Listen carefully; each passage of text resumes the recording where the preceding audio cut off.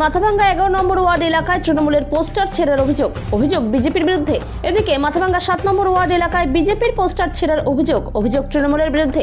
এই নিয়ে শাসক ও বিরোধীদের মধ্যে চাপানোতর। সামনে নির্বাচন, এই নির্বাচন ঘোষণার আগেই এই ধরনের অভিযোগে শাসক বিরোধীদের মধ্যে। অভিযোগ, মাথাভাঙ্গা 7 নম্বর ওয়ার্ড এলাকায় নরেন্দ্র মোদীর পোস্টার বিভিন্ন এলাকায় লাগানো হয়েছে এবং সেই পোস্টারগুলি রাতের অন্ধকারে ছিঁড়ে ফেলা হয় বলে অভিযোগ। উল্টো দিকে মাথাভাঙ্গা 11 নম্বর ওয়ার্ডে মুখ্যমন্ত্রী মমতা বন্দ্যোপাধ্যায় ও অভিষেক বন্দ্যোপাধ্যায়ের পোস্টার বিভিন্ন জায়গায় লাগানো হয়, কিন্তু রাতের অন্ধকারে সেগুলিও ছিঁড়ে ফেলার অভিযোগ। এই নিয়ে একে অপরের বিরুদ্ধে অভিযোগ। মাথাভাঙ্গা থেকে উৎপল অধিকারীর রিপোর্ট, বিগ নিউজ বাংলা। দেখুন, আপনারা জানেন, ফেসবুকের মাধ্যমে আমরা দেখেছি, মাথাভাঙ্গা শহরের লোক দেখেছে যে আমাদের দলীয় যারা কর্মী আছে, আমাদের 11 নম্বর ওয়ার্ডের যুব সভাপতি যে আছে, আমাদের শহর যে সহসভাপতি আছে যুব, প্লাস মাদার মহিলা সহ বিভিন্ন নেতৃত্বরা অক্লান্ত পরিশ্রম করে দিন থেকে শুরু করে রাত্রি পর্যন্ত সেই পোস্টারগুলো মানুষের বাইশ সামনে দেওয়ালগুলোতে লাগিয়েছিল।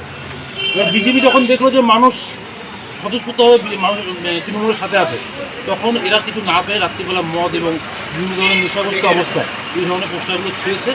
কিন্তু এতটুকুই আমি যুব সভাপতি হিসেবে বলতে চাই, যদি ভবিষ্যতে এই ধরনের কোনো ঘটনা 11 নম্বর ওয়ার্ড শুধু নয়, যে কোনো ওয়ার্ডে এই ধরনের ঘটনা যদি ঘটায় বিজেপি, তাহলে এরপরে আমরা পোস্টার ছিল না বিজেপির মুখে যারা নেতারা আছে তাদের মুখে চুনকালি মাখিয়ে দিয়ে তারা জামার বোতামটা ছেড়ে দেওয়ার ক্ষমতা যুব আমরা এটুকুই বলবো। আমার এটা কারা করেছে বলে অভিযোগ? 100% বিজেপি করেছে।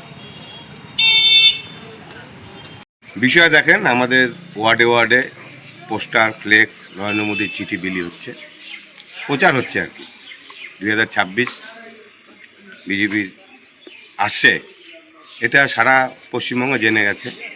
আমরা আমাদের পার্টির কর্মকাজ করছি।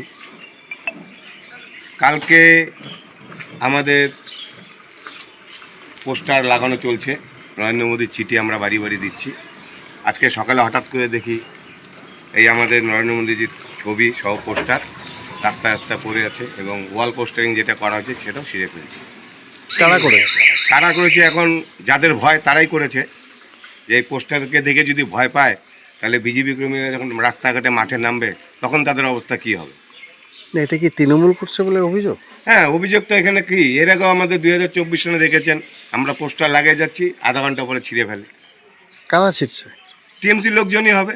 কারা ছিঁড়বে? জনগণ তো বিজেপিকে চাইছে, সারা পশ্চিমবঙ্গ জনগণ বিজেপিকেই চাইছে। এবার 26-এর নির্বাচন টিএমসির বিসর্জন, এটা একদম সবার মুখে মুখে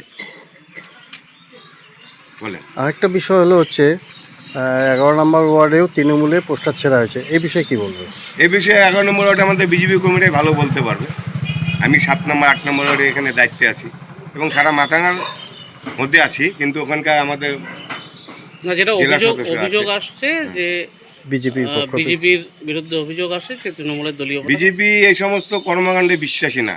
বিজেপি হচ্ছে আইন শৃঙ্খলা মেনে চলে।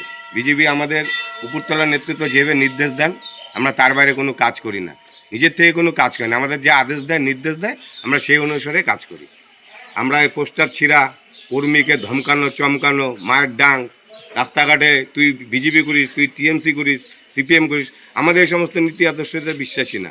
আমরা কর্ম করব, আমরা মানুষের দুয়ারে দুয়ারে যাচ্ছি, নরেন্দ্র মোদীর যে উন্নয়ন সেই বার্তা আমরা পৌঁছে দিচ্ছি, এই আমাদের কাজ। আমাদের এর বাইরে কোনো কাজ নেই।